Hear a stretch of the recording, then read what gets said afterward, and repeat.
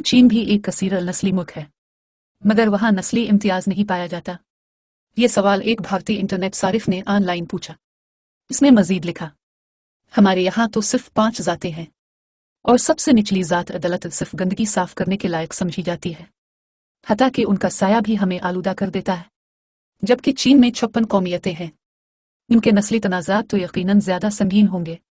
ये पढ़कर एक चीनी सारिफ ने जवाब दिया, हमारे यहाँ नस्ली झगड़े नहीं, लेकिन इलाकाई तासुब जरूर है और वो भी काफी शदीद। हम तो इस बात पर भी लड़ पड़ते हैं कि टूफो मीठा खाया जाए या नमकीन।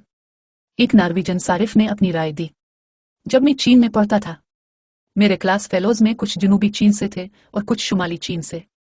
अब ड्रैगन बूट फेस्टिवल को जानते हैं। जनूबी तलबा कहते थे कि जोंगजी नमकीन होना चाहिए, जिसमें गोश्त और नमकीन अंडे की जर्दी डाली जाती है, जबकि शुमाली तलबा मीठा जोंगजी पसंद करते हैं। इस मसले पर वो कई सदियों से बहस कर रहे हैं, यहाँ तक कि ये सोशल मीडिया पर ट्रेंड भी कर जाता है। लेकिन ये नस्ली इम्तियाज नहीं है।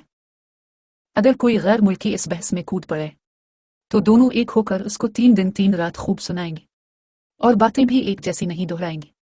एक अमरीकी सारिफ ने कहा, चीनी कौम इंतहाई पेचीदा है।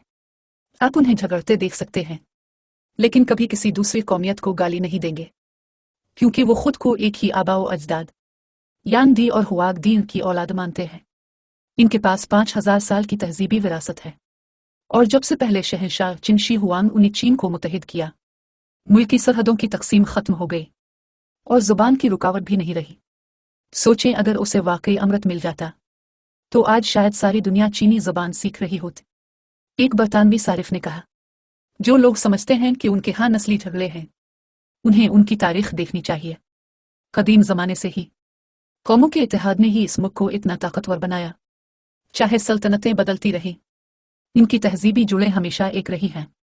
हाँ, कभी कभी अंदरूनी इख्तिलाफात और तकसीम भी होती है, लेकिन जैसे ही कोई बैरूनी दुश्मन हमला करे, हर कौम अपने आप को यान और हुआग का बेटा समझती है। कदीम दौर में जापान और कोरिया भी उनके मातहत रियासतें थीं। सादा अल्फाज में यूं समझ ले कि वो बड़े भाई को हिफाजती फीस देते थे। तो अब समझ गए होंगे कि चीन में 56 कौमियतें होते हुए भी नस्ली झगड़े क्यों नहीं हैं। इस पर एक चीनी सारिफ ने कहा, हमारे पास हजारों साल की तारीख है, इसलिए हम कभी ये नहीं मानते कि कोई पैदाइशी तौर पर बरतर है।